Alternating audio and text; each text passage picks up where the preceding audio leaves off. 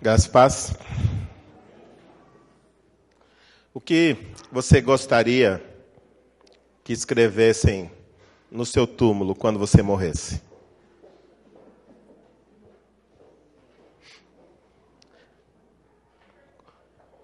Como que chama aquela frase que é colocada nos túmulos? Vocês sabem, lá na lápide? Hã? Então, mas como chama essa frase? Tem uma música aí do epitáfio, isso. Então, como você gostaria que fosse o seu epitáfio? Normalmente, o que acontece? As pessoas olham para o falecido e naquele momento é um momento de comoção, está todo mundo triste, ele vira santo, esquece-se tudo de errado que a pessoa fez. Então, na hora do enterro, só se lembram das coisas boas. Então, o cara pode ser o cara mais safado da face da terra, mas chegam lá e falam, sentiremos sua falta. Na verdade, a família não via a hora de partir, mas lá no epitáfio vai uma frase bem, falando bem e exaltando a pessoa que morreu. Coisa mais difícil é quando você visita, você evangeliza, você vai na casa da pessoa e fala, a pessoa nunca quer saber de Deus. Aí é um jovem que pinta e borda, e você vai, aconselha, e você ajuda, nunca quis saber de Deus. Aí sofre acidente e morre, a mãe chama você para fazer o velório dele. Aí vai o pastor e tem que falar. E tem que falar, mas não pode falar o que o pastor tem em mente para falar a respeito da pessoa. Porque se falar, acabou. Mas aí tem que inventar coisas para falar coisas boas, mas sem mentir. Então é difícil. Mas a gente vai ler um texto hoje que mostra Deus fazendo um epitáfio de uma pessoa. Só que Deus ele não está preocupado com o que nós vamos achar. Ele não está muito preocupado se a gente tem que mascarar ou... Ele deu um epitáfio correto de acordo com aquilo que a pessoa viveu. E eu creio que é um alerta para que eu e você possamos também prestar atenção que no nosso dia a dia nós estamos escrevendo o nosso epitáfio. E no fim da história, embora poderão colocar coisas maravilhosas ali no nosso túmulo, o epitáfio que realmente vale é aquele que Deus escreve a nosso respeito ali no livro da vida. Portanto, vamos ler Daniel capítulo 5, de 1 a 30, e a gente vai ver o seguinte epitáfio, o seguinte tema. Na verdade, eu gostaria que a gente pensasse um pouquinho hoje. O epitáfio de um neto de Deus. Mas Deus tem neto? Vocês vão ver que ele teve um neto. Mas, infelizmente, só vai para o céu os filhos de Deus. Os netos não vão. Então, vamos nos pôr de pé e vamos ler Daniel capítulo 5, do verso 1 até o 30.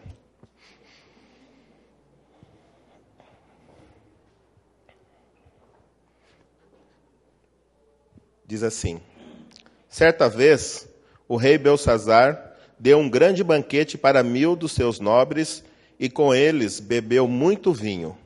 Enquanto Belsazar bebia vinho, deu ordem para trazerem as taças de ouro e de prata que o seu predecessor, Nabucodonosor, tinha tomado do templo de Jerusalém, para que o rei e os seus nobres, as suas mulheres e as suas concubinas bebessem nessas taças.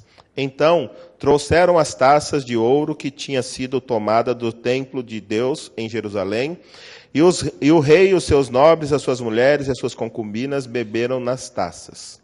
Enquanto bebiam o vinho, louvavam os deuses de ouro, de prata, de bronze, de ferro e de madeira e de pedra. Mas, de repente, apareceram dedos de mão humana que começaram a escrever no reboco da parede, na parte mais iluminada do palácio real. O rei observou a mão enquanto ela escrevia. Seu rosto ficou pálido, e ele ficou tão assustado que os seus joelhos batiam um no outro, e as suas pernas vacilaram. Aos gritos, o rei mandou chamar os encantadores, os astrólogos e os adivinhos, e disse a esses sábios da Babilônia: aquele que ler essa inscrição e interpretá-la, revelando-me o seu significado, vestirá um manto vermelho, terá uma corrente de ouro no pescoço e será o terceiro em importância no governo do reino. Todos os sábios do rei vieram, mas não conseguiram ler a inscrição, nem dizer ao rei o seu significado. Diante disso, o rei Beltsazar ficou ainda mais aterrorizado e o seu rosto mais pálido. Seus nobres estavam alarmados. Tendo a rainha ouvido os gritos do rei e dos seus nobres, entrou na sala do banquete e disse: ó rei, vive para sempre. Não fiques assustado nem tão pálido. Existe um homem em teu reino que possui o espírito dos deuses santos.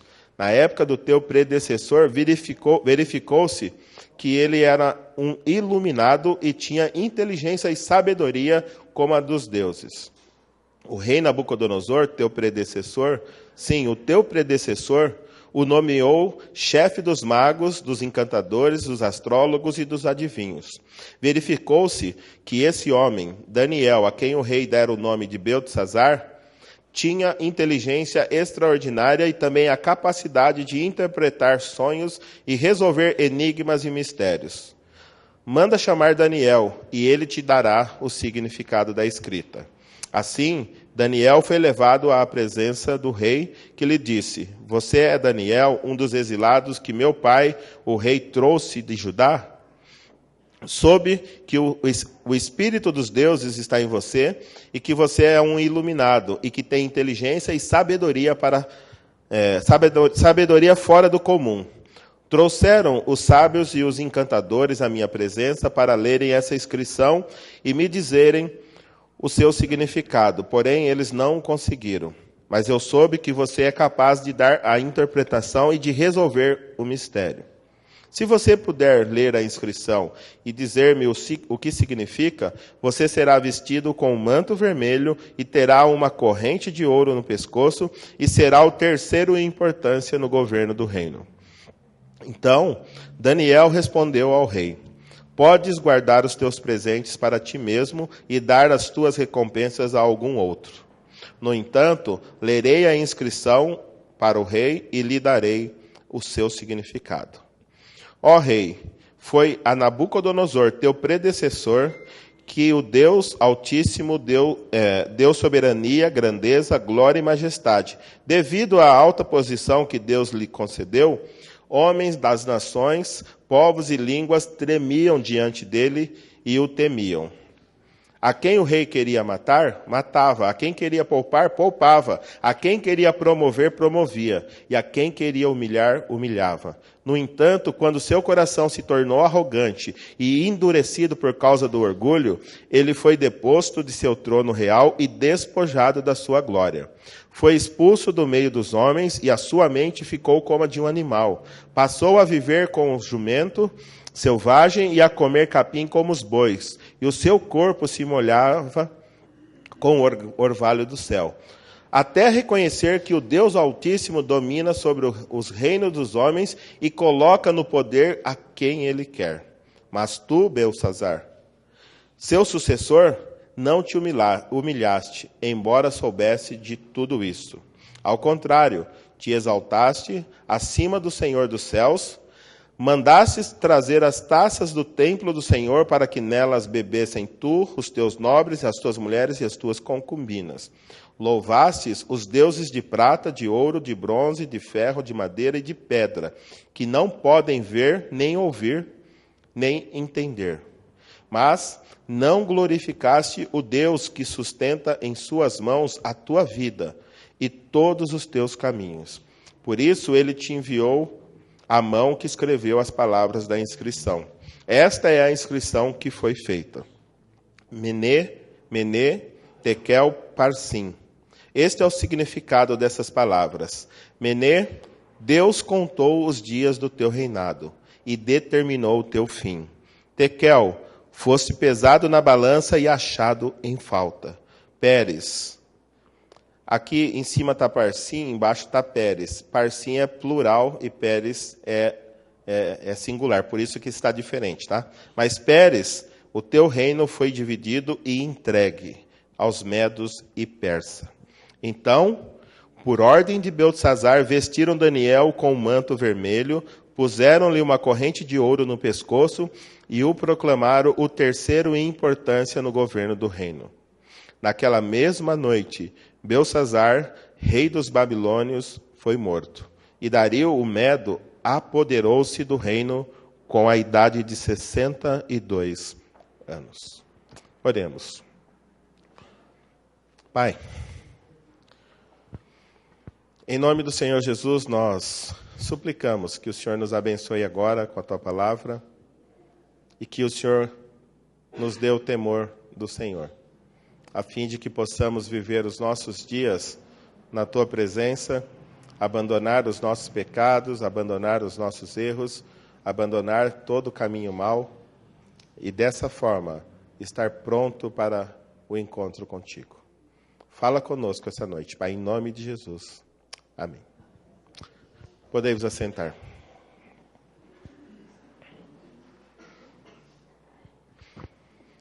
O epitáfio de um neto de Deus.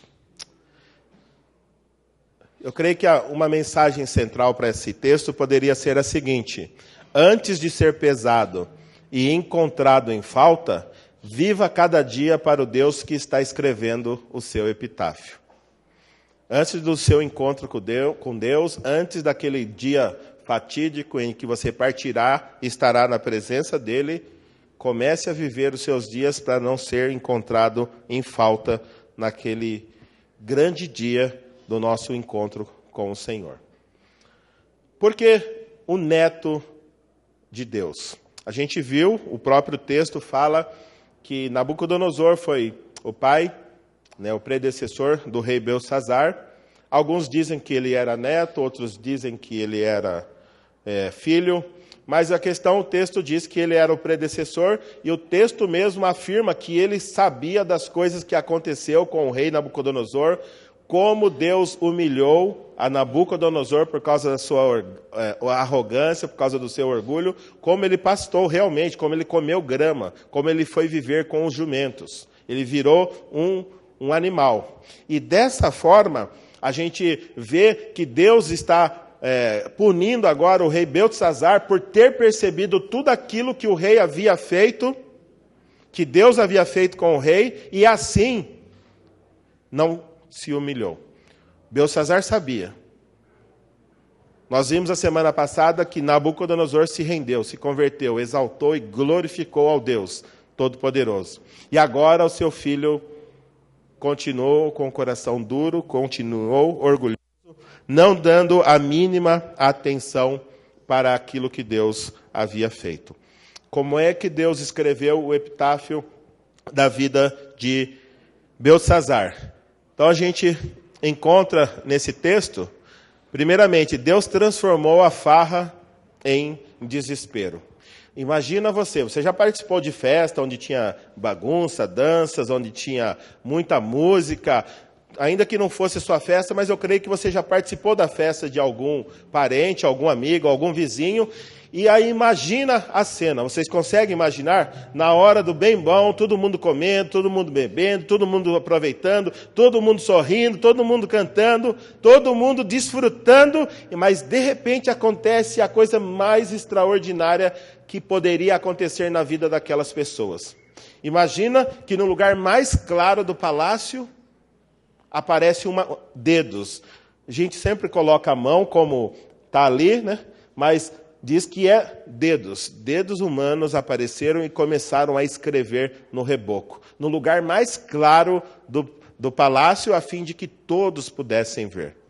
Então, eles estavam festejando, eles estavam bebendo, pior, eles estavam desprezando a Deus e afrontando o Deus Todo-Poderoso, porque além de não ter se humilhado, ele ainda pediu para trazer as taças de ouro e prata que o rei Nabucodonosor, quando invadiu Israel e destruiu o templo de Israel, havia levado para a Babilônia.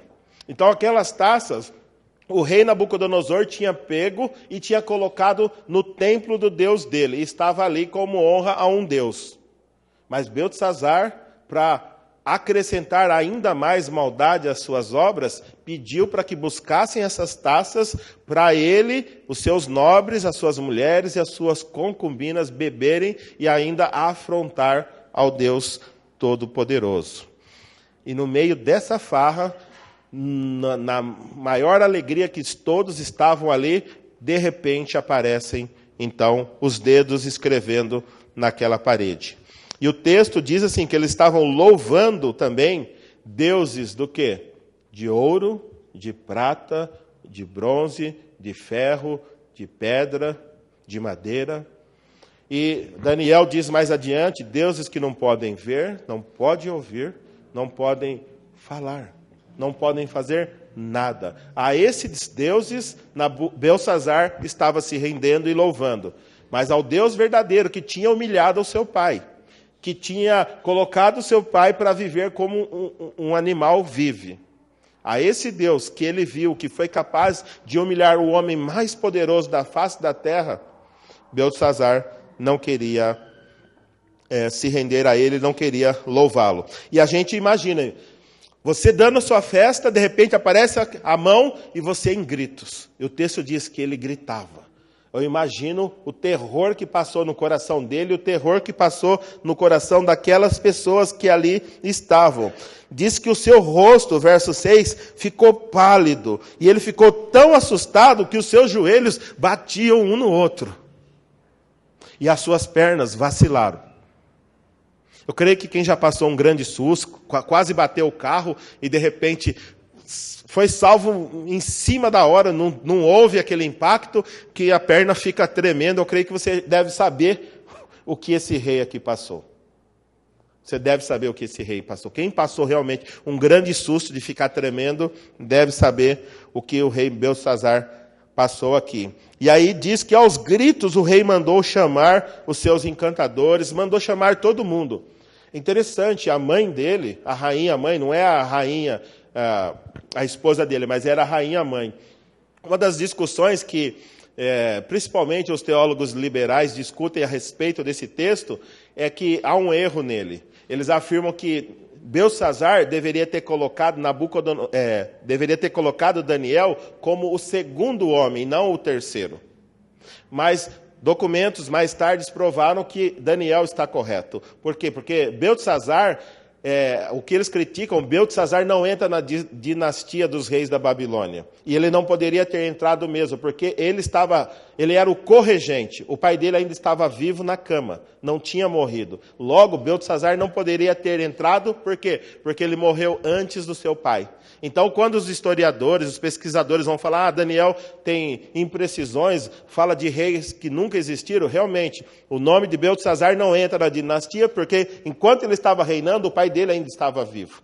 Ele era o corregente, por isso que ele colocou Daniel como terceiro. O pai era o primeiro, Beltesazar era o segundo, Daniel foi colocado como terceiro. E ele morreu antes de assumir de fato o trono, e o seu nome não entrou na dinastia. Se você for estudar a história dos reis da Babilônia, você não vai encontrar um rei Beltesazar, porque ele viveu junto com o pai e morreu antes do pai. Mas aqui é interessante que começa a mostrar que ele chama os intérpretes, ele chama todo mundo e diz que quem conseguisse interpretar, seria colocado como terceiro homem. É interessante, ele não conseguia perceber que ele já estava arruinado. A sentença dele já tinha sido decretada. Mas ele ainda, na sua arrogância, continuava querendo manipular situações, presentear esse, presentear aquele, para resolver o seu problema. Quando, na verdade, ele deveria se entregar a Deus e não tentar usar os recursos humanos, os astrólogos, os encantadores, os sábios da Babilônia, e principalmente deixar de lado quem sempre esteve do lado do pai dele e sempre interpretou os sonhos que o pai dele teve. Daniel estava ali e a gente vê que ele sabia, a mãe dele sabia que tinha um homem ali. E Daniel depois fala, você também sabia disso. Então, como é que Deus foi escrevendo? Primeiro, transformou aquela festa num momento de desespero total. Todos ficaram desesperados. Segundo, a gente vê que Deus demonstra que o rei, demonstra que não deixou o rei sem testemunho da sua graça. Se você olhar ali no verso 10, a rainha, que era a rainha mãe, a esposa do pai dele e não a esposa dele, quando ouviu os gritos do rei e dos nobres, entrou na sala de banquete e disse: ó rei, vive para sempre. Não fiques assim.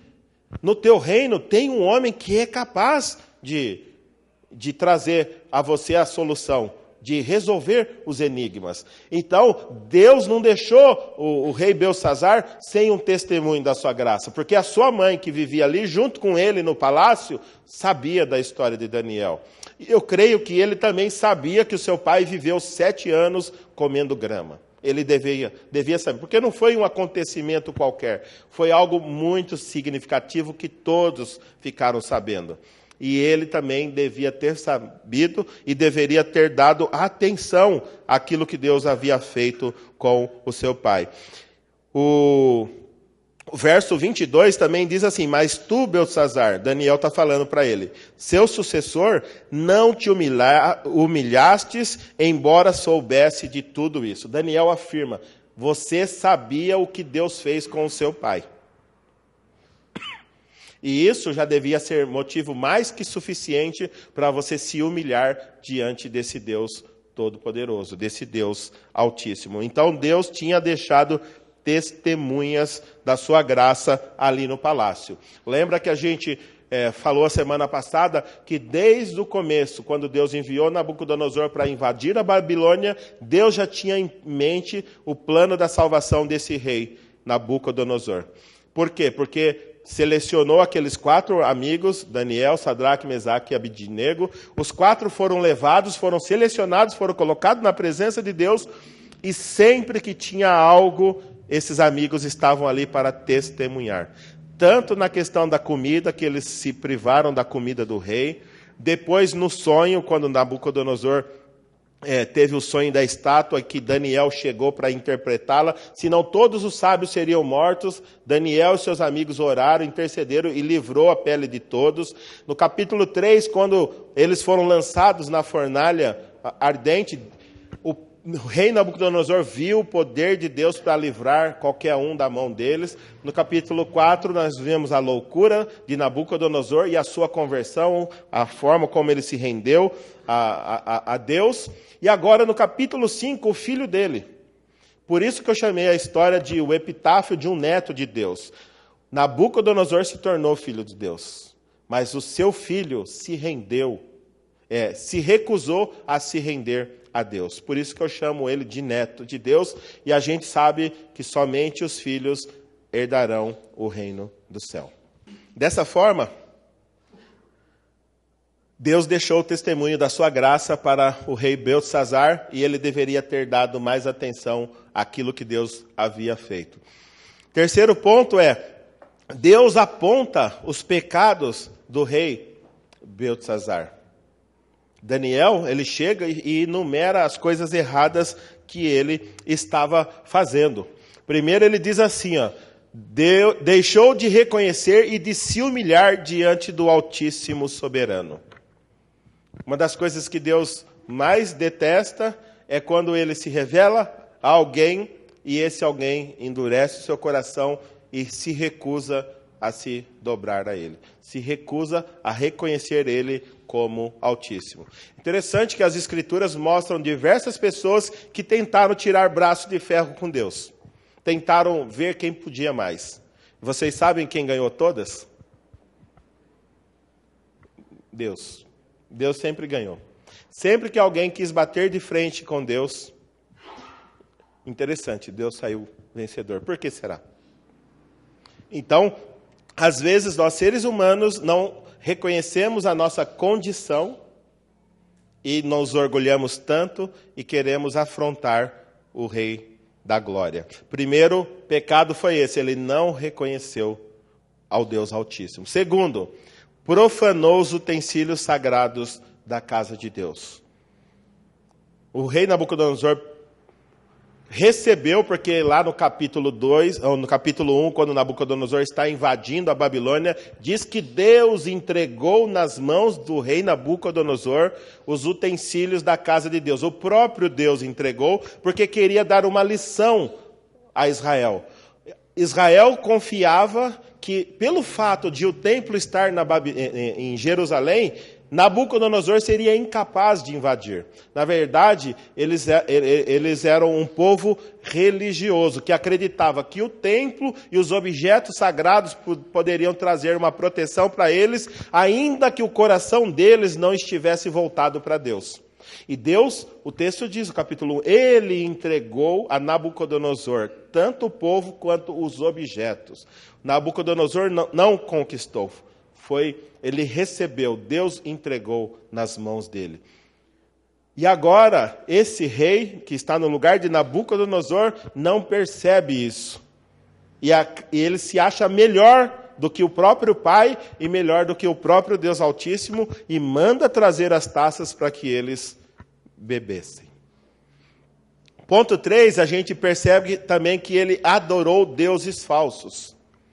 Essa é a grande perdição do ser humano. E o Salmo 115 diz que se tornam iguais a eles aqueles que os fazem e os adoram. Por quê? Porque não conseguem ver. Lá diz, tem boca, mas não falam, tem olhos, mas não vê, tem ouvidos, mas não ouvem, tem perna, mas não andam. E aquele que constrói um ídolo e aquele que adora um ídolo se torna igual. Por quê? Não consegue perceber que aquele objeto criado pela própria mão do homem não tem poder para salvar. E Daniel diz, você se recusou a reconhecer o Deus em cuja mão a sua vida está. Mas ele adorava ídolos de madeira, de ouro, de prata, de bronze, de ferro e de pedra. Mas não ao Deus Altíssimo. E também não glorificou aquele que sustenta a vida dele em suas mãos. Na verdade, não é só a vida de Beltesazar que está nas mãos de Deus. Esta noite, a vida de cada um de nós ainda está nas mãos desse Deus que tem o poder para salvar, mas que também tem o poder para condenar. E eu creio que através desse texto, ele pode nos alertar essa noite que ele está escrevendo o nosso epitáfio. Você está escrevendo o seu epitáfio. Eu estou escrevendo o meu epitáfio. E Deus só está registrando. E lá no final, não adianta falar mais, o pastor Hermes era tão legal. Não, que Deus sabe quem eu sou. Deus sabe exatamente quem você é. Embora a gente possa colocar um epitáfio maravilhoso lá, mulher virtuosa, homem generoso. Deus conhece o mais profundo do nosso coração e com Ele não tem balela, não tem como a gente inventar um epitáfio mais aceitável para os parentes e para os amigos.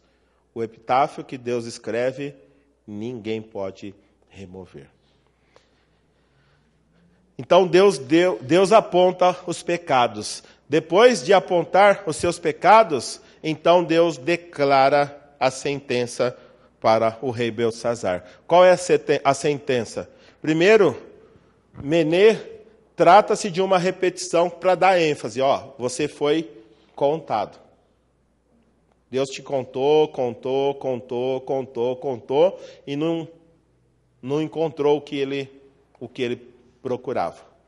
Ele te deu a oportunidade, ele te deixou testemunho, ele te deixou Daniel, ele deixou o que ele fez com o pai dele. Tem a sua mãe que sabe quem é o Deus que fez e o que ele fez com o seu pai. E ele foi dando oportunidade, ele foi mostrando, e agora ele veio pedir conta para você, e você foi achado em falta. Então, trata-se de uma ênfase que significa contar ou fixar o limite. Deus havia fixado o limite do reino de Beltesazar. Falou, daqui você não passa. Vai até aqui. E ele não estava preparado. Chegou ao fim sem estar preparado. Depois, tekel, que significa pesar ou ser leve. Pesar no ato de eu vou pesar alguma coisa, ou no sentido do o meu peso é leve. É difícil, né? Mas foi isso que aconteceu ali. Ele foi pesado e achado em falta. As balanças daquela época é diferente das balanças de hoje. As balanças daquela época eram aquelas balanças de 2 pratos, né? Então você põe um peso de um lado e põe um peso do outro lado. Então você quer 1 quilo de legumes, você põe um pezinho de 1 quilo aqui, e do outro lado você vai enchendo até que equilibra o prato. Aí então tem 1 quilo de legumes. Você quer 2 quilos, você põe 2 quilos de um lado e vai enchendo de legume até que equilibra. E o texto diz que Deus foi pesar os atos e as ações e as atitudes de Beltesazar, e ele foi achado em falta. Não tinha o que Deus pensava encontrar, queria encontrar. Ele foi achado em falta. E o terceiro diz, ou quarto, né, porque foi Mené, Tekel, o Parsim. Pérez, que é o plural é o Farsim, significa dividido. Ele foi rasgado. O reino de Beltesazar foi dividido e destruído. O rei atravessou a linha divisória da paciência e ira de Deus. E foi destituído de seu reino terreno, além de perder o reino eterno. Então, imagina como é que foi para Beltesazar ouvir Daniel dando a sentença de Deus. Primeiro, ele já estava aterrorizado com a visão. E a inscrição ficou lá, na parede. E agora Daniel chega e fala, Deus te contou, Deus pesou seus atos, você foi achado em falta. E agora você vai ser destruído, destituído do seu reino. E por fim, o texto mostra que Deus executa a sentença naquela mesma noite. Interessante que Nabucodonosor teve várias chances. E Deus foi dando chance, até que no capítulo 4 ele se rendeu. Mas Beltesazar, ele já teve chance quando viu quem era o Deus do pai dele. Mas ele se recusou. E chegou uma hora que ele cruzou a linha da paciência. Nabucodonosor, mesmo errado, ainda andou dentro da linha que separa a paciência de Deus da ira de Deus. O jovem Beltesazar já extrapolou tudo. Já foi lá para o outro lado. E Deus executou a sua sentença. O texto diz que depois ele sim honrou a Daniel, colocou Daniel como o terceiro homem, vestiu ele de vermelho, colocou o colar de ouro no pescoço dele e mandou proclamar ele como o terceiro homem em importância do reino. E esse cargo durou quanto? Algumas horas. Porque a história diz que, enquanto ele festejava, um rei bêbado festejando, desapercebido do perigo que corria. O rei Dário, o rei Medo-Persa, o que ele fez? Ele desviou o curso do rio Eufrates, porque a Babilônia era uma cidade imponente, bem segura, bem guardada por muros poderosos, difíceis, impossíveis de serem transponíveis. Mas o que aconteceu? O rei Dario desviou o curso do rio Eufrates e ele entrou com seu exército exatamente por onde o rio atravessava a Babilônia. O rio passava no meio da Babilônia. Imagina, quanto tempo você acha que deve demorar para você desviar o curso de um rio? Para um rei como o rei Beltesazar não perceber e estar lá festejando, farriando e não perceber que algo estranho estava acontecendo. A água secou. E eles não ficaram ali um dia pegar no caminhãozinho, não tinha esses caminhões que tem hoje, né? Chega lá, tirou e desviou o curso do rio em um dia. Não, ficaram tempo para desviar esse rio. E quando desviou, aquele buraco que ficou aonde passava o rio, ele entrou a pé seco com seu exército e pegou Beltesazar e todos os seus nobres e todo o povo da Babilônia distraído, bêbado, farriando. E não teve como oferecer resistência ao rei Dario. No dia da sua morte, no dia do seu julgamento, um rei que deveria estar atento, ou pelo menos deveria ter inteligência, né? Deveria ter os seus soldados vigiando o seu reino. Não, ele estava com seus nobres, todo o povo que servia a ele lá, enchendo a cara. E naquele dia, Deus executou a sentença sobre ele. A grande questão é, como é que eu e você podemos, então, olhar para esse texto e ver que Deus ele pode estar escrevendo nesse momento a nossa sentença? Como é que eu e você devemos olhar para esse texto? Primeiro, se o seu dia de acertar contas com Deus fosse hoje, qual seria o seu epitáfio? Se esse culto não terminasse, tragédia, né? Caísse um avião aqui em cima. Ninguém pensa, vou morrer. Estamos todos bem, todos tranquilos aqui. Ninguém imaginava durante a festa que o rei Dario estava chegando com o seu exército para destruir todo mundo. Mas se hoje fosse o seu dia, o que será que Deus escreveria na sua lápide? Já parou para pensar?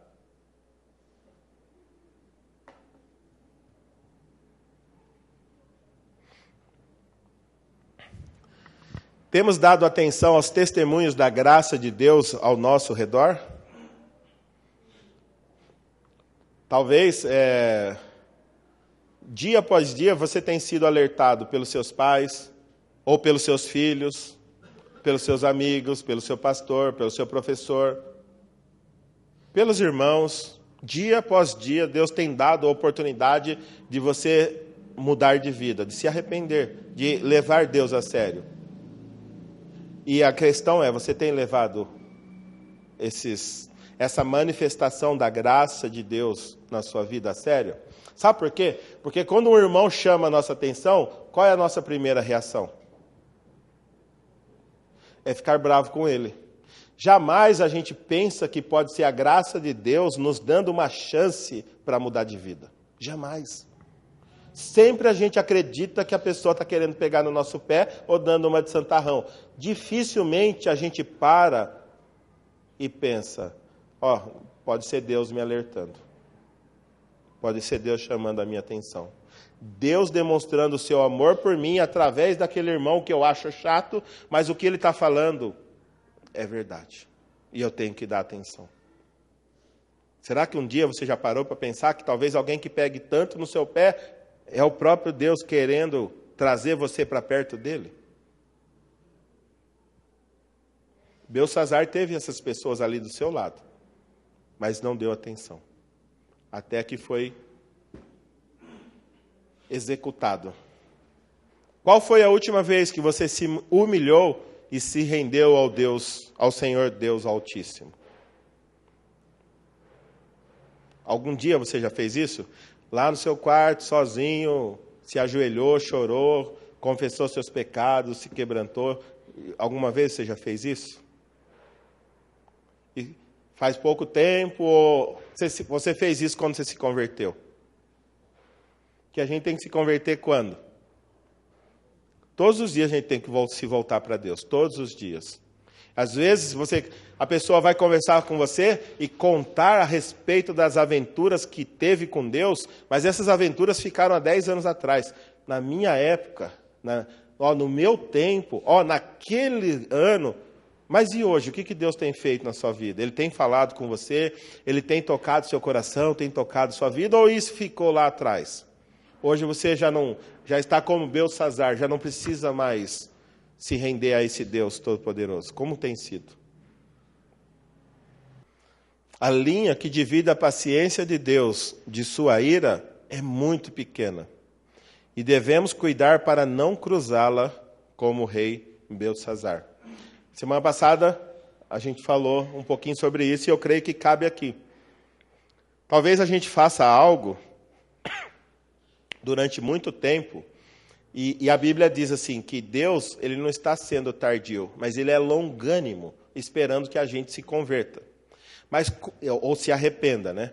Mas como Ele não nos pune, talvez a gente entenda que Ele não se importa com o nosso pecado. Então a gente pode continuar pecando, porque já que Ele não faz nada, então Ele não liga. Isso que eu estou fazendo, Ele não se importa.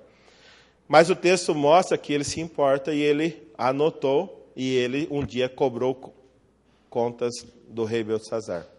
A questão é assim, não é porque Ele está sendo longânimo, é que Ele é conivente. A gente confunde, acha que Ele é conivente. Não, ao contrário, Ele é gracioso, Ele é longânimo. Ele está esperando que eu me arrependa. Que eu me arrependa e volte para Ele. Mas eu acho que Ele não se importa com o meu pecado. Até o dia que Ele vem e executa a ira. Então, talvez essa noite Deus está chamando você, para se arrepender. Mas não para achar que Ele nunca vai punir. Ele vai punir mais cedo ou mais tarde. Mas Ele está nos dando hoje a oportunidade de se arrepender e voltar para Ele. Nabucodonosor teve várias. Beltesazar, no primeiro encontro, já foi executado. Você pode ser que tenha a mesma sorte de Nabucodonosor, que Deus vai te avisar, e um dia você vai se converter antes dele executar. Mas pode ser que hoje seja o seu dia de Beltesazar. E ele vai executar a ira dele. E o texto é meio... O tema é meio confuso, né? Meio polêmico, né? O epitáfio de um neto de Deus, mas eu fiz de propósito para mostrar que Deus não tem neto, que os netos de Deus vão todos para o inferno, que lá só tem... Jesus foi preparar lugar para os filhos de Deus. Todos aqueles que o receberam, deu-lhes o poder de serem feitos filhos de Deus, a saber, aos que creram no seu nome. E aqueles que se mantêm ainda rebeldes, que se recusam a se entregar, podem ser filhos de crentes, podem ser netos de crentes, irmãos, sobrinhos, primos, mas Deus só olha para os filhos. Só tem morada na casa de Deus para os seus filhos. E quem sabe, hoje você ainda tem vivido a fé do seu pai, a fé da sua mãe, a fé do seu irmão, a fé do seu tio, do seu amigo. Minha mãe era muito crente, viu? O meu pai tinha uma fé. Mas a grande questão, e você? Quando Deus for prestar conta com seu pai, amém. For prestar conta com sua mãe, amém. Mas e quando Ele for prestar conta com você? Qual será o seu epitáfio? Mené, Tekel, Uparsim? Ou, bem-vindo ao reino eterno? Qual será?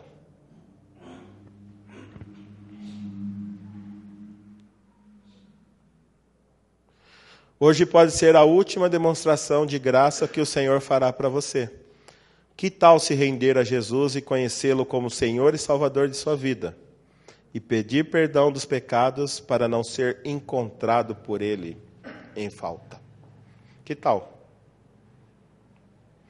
Talvez você possa até vir aqui já há um tempo. Certa vez, eu batizei um casal que chegou na igreja lá em São Paulo. Mas como eles vieram de uma outra igreja, e já há uns 4, 5 anos frequentando uma outra igreja, eles chegaram ali, fizeram o curso de batismo comigo e eu os batizei. Passado um tempo, eles tinham um parente que estava preso. E esse parente fugiu da cadeia e apareceu na casa deles. Aí a irmã me ligou. Fulano está aqui. E aí? Você pode vir aqui? Eu falei, posso. Aí fui lá, tentei convencer o jovem a se entregar, a voltar. O pastor está... Eu falei, posso orar por você? Pode. Ele fez assim, ó. Posso orar por você? Virou a cara e fez assim. Quando eu coloquei a mão nele para orar, quem caiu o possesso? Não foi ele. Foi a irmã que eu tinha batizado há um tempo atrás. Então, a pessoa sempre esteve na igreja, mas ela nunca tinha se rendido a Jesus. Ela se rendeu quando? Naquela noite. Naquela noite, eu falei para ela do Evangelho, falei que ela precisava entregar a vida a Jesus, aí ela falou que queria entregar. Quando a gente foi orar de novo, ela caiu de novo, possessa, agarrando os pés do rapaz, dizendo, ele é meu e eu vou levar ele para o inferno comigo. Aí eu vi que o negócio ia ser difícil, não ia ser tão simples assim. Aí eu liguei para uma irmã que tinha uma corrente de oração. Falei, liga para o maior número de pessoas aí que eu estou no meio de uma batalha espiritual. E ela foi ligando. Aí pela terceira vez, quando a terceira vez pedindo para ela entregar a vida a Jesus e orar comigo, aí sim ela conseguiu orar e entregar a vida a Jesus. O rapaz, quando eu peguei o telefone para ligar para a irmã, ligar e para ir acionar a agenda de oração, a corrente de oração, ele, não sei o que ele pensou, talvez ele pensou que eu tenha chamado a polícia, alguma coisa assim. Aí ele falou, preciso ir embora. Me empurrou assim, abriu a porta e foi embora. Ele e um outro que também tinha fugido junto, estava com ele ali e foram embora. Passou uns dias, essa irmã, toda envergonhada, foi em casa. Aí eu, não sei se a Andréia lembra, eu falei, pega as crianças, leva elas para o fundo e fecha a porta. Porque eu ia checar, né? Vai se ela caísse de novo na frente. As crianças tinham, o Lipe chegou aqui com 2 anos, né? 1 aninho ele tinha, né? Então, naquele dia, aí eu perguntei se ela confessava Jesus Cristo como Senhor e Salvador. Aí ela respondeu com a própria boca que Jesus era Senhor, que o sangue de Jesus tenha poder. Por quê? Porque uma pessoa que não é convertida e que está no poder de Satanás não confessa que Jesus é o Senhor. Não confessa. Então, naquela noite, por causa do neto dela que ficou possesso, ela entregou a vida a Jesus. Naquele dia em casa, ela pôde confessar, a gente orou e realmente ela foi liberta. Por que eu contei essa história? Porque às vezes essa pode ser a minha, pode ser a sua história. Tanto tempo dentro da igreja, mas ainda não se rendeu de corpo e alma ao Senhor Jesus. E para minha surpresa, por isso que às vezes eu posso ser chato com você. As pessoas eu conheço, mesmo sendo crente, eu checo. Quando foi sua conversão? Você lembra? Quando? Qual é o versículo? Se você morresse hoje, você vai para onde? As pessoas falam, mas eu sou crente. Não, eu sei que você é crente. Eu quero saber se você é um cristão selado pelo Espírito Santo que foi salvo por Jesus. Porque nós estamos vivendo uma cultura de igrejas cheias de pessoas vazias de Deus. Os templos estão cheios. E você vai conversar sobre a salvação delas, elas falam que vão ser salvas porque elas são boas, porque elas frequentam a igreja, porque dão dízimo, fazem boas obras, dão aula na escola bíblica, cantam no louvor, elas pregam na congregação. Poucas dizem, porque o Senhor Jesus morreu pelos meus pecados e Ele me resgatou. Poucos dizem isso. Então nós estamos vivendo uma época em que pessoas assim como Beltesazar podem ter visto o testemunho da graça de Deus na vida dos seus parentes, mas nunca tiveram na sua própria vida. Por isso, é muito importante que a gente entenda, Deus não tem netos. Deus tem filhos. E os filhos vão desfrutar do reino dele para todo sempre. E aqueles que não são filhos vão estar para toda a eternidade longe de Deus. Talvez hoje seja a noite de você reconfirmar, reconsagrar a sua vida a Jesus. Senhor, eu reconheço que sou um pecador e que preciso da tua graça. Talvez seja hoje o dia que você vai sair daqui com certeza de que você pertence a Deus. E eu gostaria de encerrar, mas antes de encerrar, que você pensasse, antes de ser pesado e encontrado em falta, viva cada dia para o Deus que está escrevendo o seu epitáfio.